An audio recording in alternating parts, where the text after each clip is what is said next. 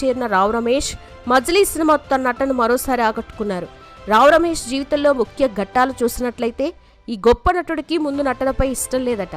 Photography అంటే చాలా ఇష్టం. ఆ తర్వాత డైరెక్టర్ కావాలని అనుకున్నారు. ఇదే విషయాన్ని తన తల్లికి చెప్తే డైరెక్టర్ అంటే 24 క్రాఫ్ట్స్ తెలిసి ఉండాలి, లెన్సులు తెలిస్తే సరిపోదు, జీవితం తెలియాలంటే ముందు ముళ్ళబాట ఉంటుంది, నీకు నటన అయితే చాలా బాగుంటుందని ఆమె సజెస్ట్ చేశారట. దాంతో ఆయన నటుడయ్యారు. అలా ఆమె గనుక చెప్పకపోయి ఉంటే మనం ఓ గొప్ప నటుడిని మిస్ అయినట్టు అని చెప్పుకోవాలి. అయితే ఆయన పుట్టగొడుగుల వ్యాపారం కూడా చేసి నష్టపోయారట. 1995 సంవత్సరంలో మద్రాసులో ఉన్న సమయంలో వ్యవసాయం చేయాలనుకున్నారు రావు రమేష్.